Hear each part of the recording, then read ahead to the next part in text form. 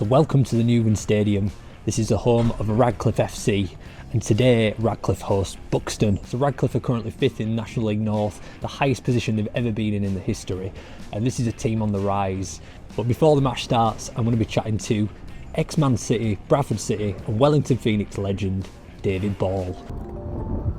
But before that, let's rewind to 2019. My then girlfriend, now wife, and I moved to New Zealand for a working holiday adventure of a lifetime. At the same time, David Ball left my team, Bradford City, and headed for Wellington to join the Phoenix.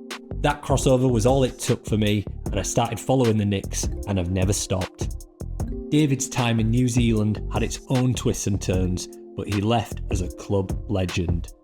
So today, back in Greater Manchester, I wanted to ask him about his journey in Wellington and the career path that led him there. So, joined here by David Ball, ex-Man City, Bradford City, Wellington Phoenix legend. Yeah. Obviously you were away for 5 years out of the country. I can imagine it was pretty enticing, coming back to the area that you grew up in. Yeah, definitely. I think when I came back I had a couple of opportunities to stay full time, to be honest with you. Yeah. But when I spoke to the chairman, I spoke to Bernard and Jono, I got a real buzz for actually going part time, to be honest with you. At the age I'm at, I felt like it was a good opportunity to do some stuff away from football as well, and start that transition as well by going part time. I used to train on the AstroTurf when I was 7-8 with a coach of mine at Man City. So for me it was a place close to my heart, but also a place now that all my family comes to every game, and they haven't seen me play football for probably 5 years. Yeah. You know what I mean? So my dad used to get up at 3 o'clock in the morning and 4 o'clock in the morning to watch my games. So he gets to have a pint and watch me play. So I really enjoyed it. I really enjoyed it here. Class. And obviously 5th in the table, it's the highest position the club's ever been in, and also there's some pretty big teams in this league. You've got like Macclesfield, Hereford, Darlington, all ex-Football League teams. Is there a belief that you could kick on this season and maybe even have a good go at the playoffs to get promotion? Yeah, definitely. I think we've got an incredible group. I joined probably the last 2 or 3 games of the season last year, so we recruited really well. We've recruited a bit of experience in the building. We've got some really young, exciting lads as well. The managers, I think, as a group, and the staff have been fantastic. Some of the best I've worked under. The man management skills and the way they are with people is second to none, and it's I found a love for it again. So especially after the way sort of things finished in Wellington. So yeah, that side of it I've absolutely loved. We've got a really good opportunity, considering I think there's 11 full-time outfits in our league, so full-time teams. So to say that we're 5th and a part-time team, I think we're doing really well. You grew up here. It was Man City was your first team that you signed for as a kid, and you were breaking into that team during that period of transition where the money was coming in, the wealth was coming in. What was that like for you, being involved in that time period? When you've got like Tevez, Robinho, Adebayor coming up to training. I always say to people it was good and bad, because ultimately I would have probably, if that didn't happen, I probably definitely would have played. Yeah. I still got very close in and around those top talents, but I learned a lot off them, and I feel very privileged to have even got that close and be playing with those sort of players. So for me it was the best feeling in the world in terms of being part of the football club you supported, and getting to that point. I just wish that obviously I got on the pitch. Yeah, that was the only difference. But the money came in, and Manchester City are who they are now. It's incredible. So it's not as if it was a couple of years. It's actually gone foot all the way through, and they've won a lot of trophies since. So as a fan, I'm very happy. Yeah, of course. And from there, obviously, you had a few loan spells, Swindon and Rochdale, signed for Peterborough. Yeah. And then it was Fleetwood, where you spent about 5 years. Yeah. And some really good times there, promotion, played under Graham Alexander as well. He's doing good things at Bradford. Graham, what was that time period like for you? Graham was fantastic, actually. He came in to Fleetwood. I'd been playing in the Championship at the time for Peterborough and actually scoring goals. Yeah. It was a weird one why I left there, to be honest with you, because I actually had a really good goal to game ratio. I was probably one of the best, I think, at the time, and I was scoring goals in the Championship. But me and my wife had just had a baby at the time, and we were looking to get up north. I think I'd had Brentford and Charlton that had sort of had shown interest at me at the time, and Fleetwood had sold Vardy and used a bit of that money to obviously go for me. So it was a bit of a going from the Championship and then going into League Two was quite like an eye opener for me in terms of the football and the way it was played. So I had to sort of really like find my feet. I think in the first season I scored 9 or 10 goals, but like I never really was at like the standard that I expected me to be at, because I had to sort of make way for it. But Graham coming in, to be fair, really helped me. He brought in some real good standard of players, and sort of made me probably his main man at the time. And I always say anyone that plays under Graham, you'll be the fittest team.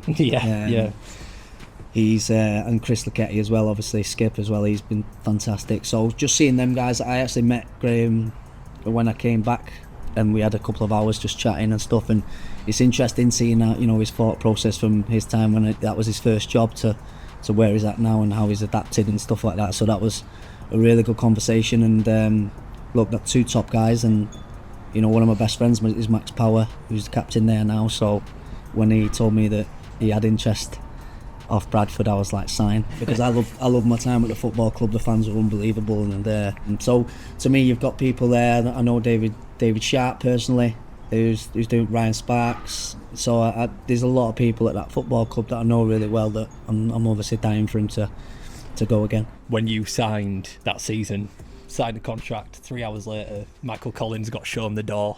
What must have been going through your head? It was the weirdest sort of thing ever, really.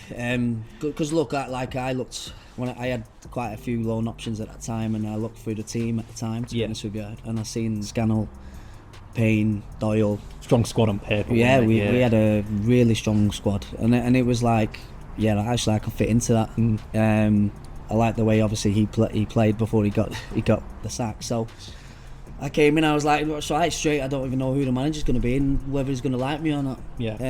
So obviously David Hopkin came in. There was times where we looked like we were going to come out of it, and then it was sort of a big ask in the end. As a group, I think we all let each other down, to be honest with you, as a group. It doesn't help when you have 3 managers in a year, and then you've got to pick up points at the same point. And we had some injuries to different type of players at different times, and it was a tough time. But honestly, I felt like I played some of my best football there. I played in probably midfield 3 most of the time with Lewis O'Brien, who's a close friend of mine, and I absolutely loved it there. Believe it or not, I absolutely loved it. And it was so hard that you're an individual, but as the individual, you can only put your own house in order. And that's what I always say, like, put your own house in order, and hopefully everyone else puts theirs in. And if they don't, then it's not. You can't. You've done everything you can do. A lot of Bradford fans in that season, there's players like yourself, Lewis O'Brien, Paul Cacace. We all wanted to try and keep him. Did Bradford make you an offer at all? At the time, I was getting offers a little bit bigger, and obviously it wasn't about that for me at the time. It was more about getting it right. Because I wanted to stay. However, sometimes in negotiations it doesn't quite fall that way, and the club obviously coming down the leagues again, and where they were financially as a club, it was a tough one to get done in the end. And that was when I'd had a lot of League One offers over that summer, and then he had the offer to go out to Wellington. So it was an offer that I couldn't refuse in terms of the experience from the family and the opportunity. I was 29, turning 30 that year, so I felt like it was now or never sort of commitment that I had. You went out to New Zealand about the same time frame.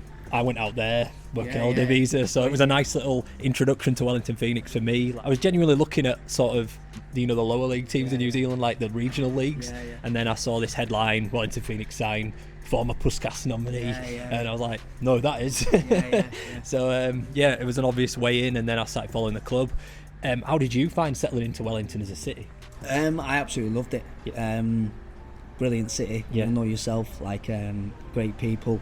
The fan base was fantastic.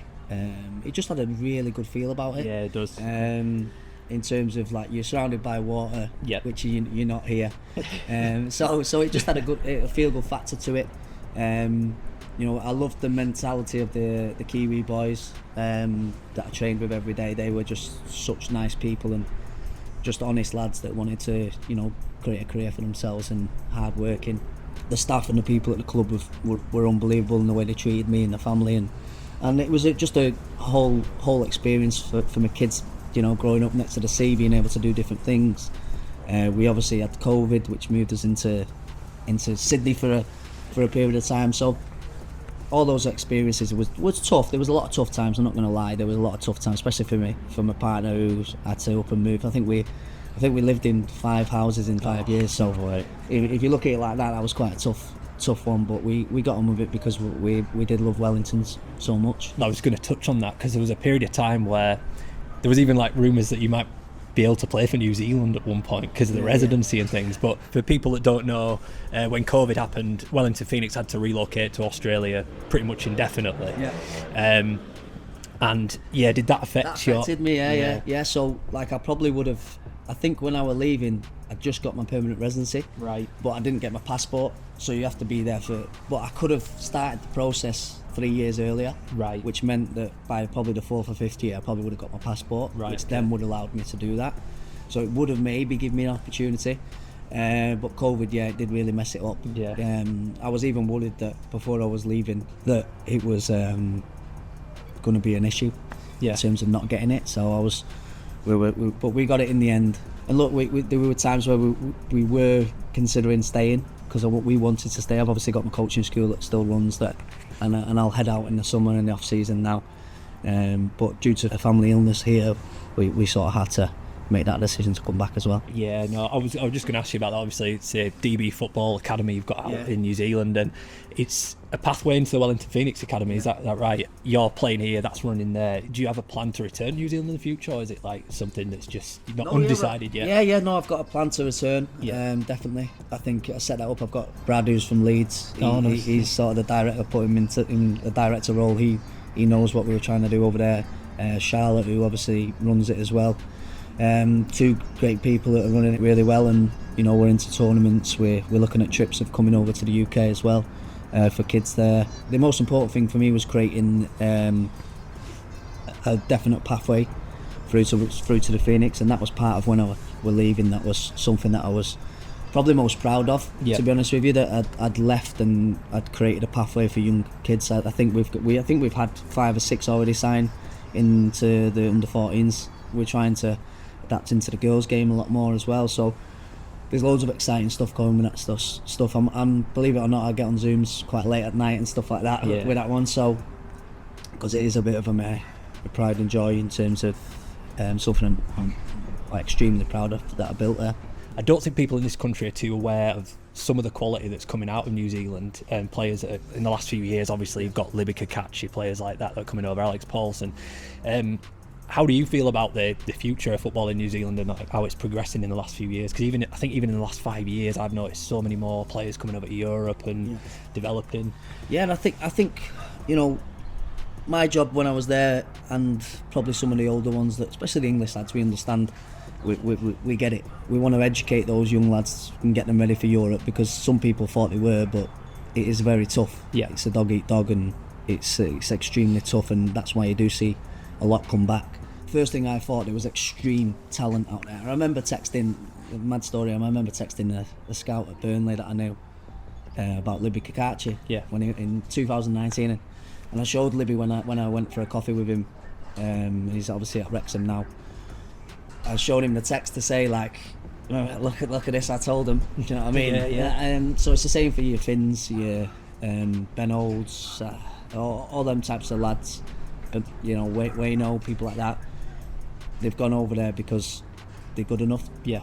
And they've stayed because they're good enough, and they're top talents. And I think that they'll keep producing that. I do think the importance of having those older sort of people around them to actually guide them in those earlier years, and I think that's why that sort of generation of lads from my time, especially over 5 years, have done so well, is that they were ready to go, and I'm sure, like Libby playing in Championship, he's playing in Serie A, he's better career than me, do you know what I mean, right now. So I'm just proud to be part of their journey, and I meet with all the Kiwis over here. Yeah, I work like doing some talent ID now for so is that the GSW? Yeah. So I work as talent ID as an agency, and so my job is actually to educate people on actually how good the Kiwis are and how good some of the Aussies are. So I played in the league. It's people sometimes talk about it in a way of it not being a decent league, but I'll tell you it is. Obviously there's stuff that's gone on in the background in terms of the league and where it's at right now, but this is an opportunity for more and more youngsters to come through, so I think you're going to see more and more talented lads come over this side of the world. Definitely. So just a question from Sam Parkins, obviously, put me in touch with you. Yeah. That last game when you were in the crowd with the fans and they made you a banner, how much did that mean to you to get that reaction from the Yellow Fever? Oh, it was amazing. It's a day that I cherish. I had a bit of a tear in my eye at times on that day, because there was a lot of people that, you know, it didn't probably hit me for about 2 weeks after it that I'd actually left, which was probably a tough little period for me, because I didn't envision it coming when it did. No, I don't think anyone did either. No. As a fan, I was watching, and it was just like... Yeah. So it was a really tough moment, but the way they made me feel leaving the football club, you know, and even going into the crowd, and, you know, I'll always have time for those type of people. And, it's probably one of my favourite parts of my career that I'll cherish forever. Yeah, for sure. So Parkins, thanks, Sam. Yeah, cheers, Sam. And finally, just hypothetical, say 5-6 years from now, Wellington Phoenix without a manager. I know the fans want behind the wheel. Is management ever something you've considered, or you thought about getting into in the future? Yeah, definitely. I'm doing my A licence at the moment. Nice. I'll finish that in May, UEFA A licence. So, you know, I'll put myself in a good position to sort of do that. You know, I don't know what the future holds. If Wellington Phoenix ever asked me to take a managerial job, 100% I'd take it. Yeah, you heard it here first. 100% I'd have a go at it, because I spent a lot of time there. I know the league, and it'd be something that'd be very passionate for myself. Yeah, for sure. Buxton at home today, here at Radcliffe. And it's a tough game. You're 5th, they're 8th, they're pushing, they want your spot in playoffs. What are you expecting from it? Yeah, tough game. They're a full-time outfit there, and they try to play. They've got some good young players. We obviously off the back of a 3-0 loss in the midweek, which was a tough game. So it'll be a good day. I think. I'm sure you'll enjoy it. There's no VAR here. No. What's that? So some of the stuff you'll see today won't be normal to the A-League, but. It'll be a real tough game, but I think we've got a good chance of winning the game. Yeah. Well, really appreciate it, mate. Thanks so much for your time. Nice one.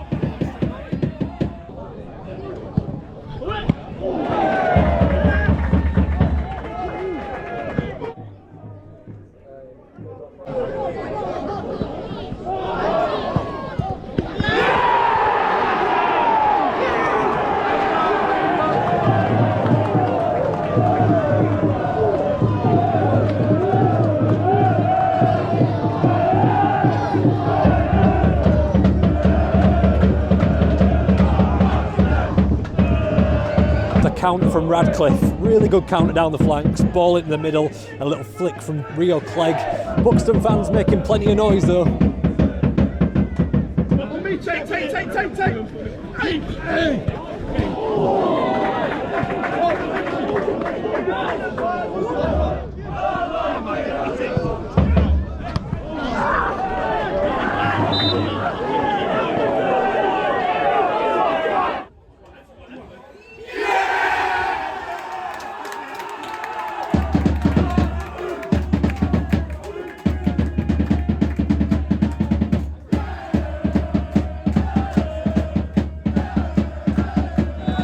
So literally half-time whistle just about to go, and Buxton equalise 1-1. A bit of a shame because Radcliffe are playing with the advantage of the downhill slope in this first half, so that'll be a sickener going into half-time.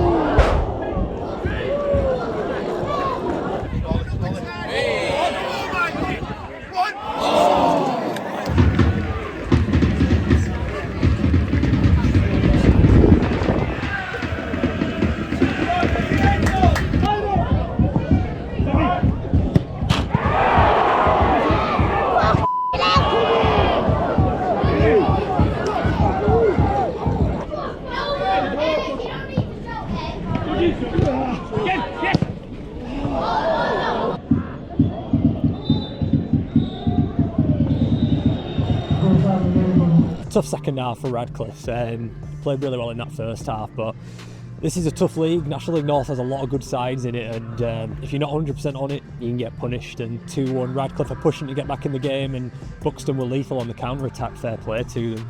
But yeah, no doubt Radcliffe will come again. Still 5th in the league, position hasn't been affected by the scoreline. Really impressed with the setup here, the people, really friendly.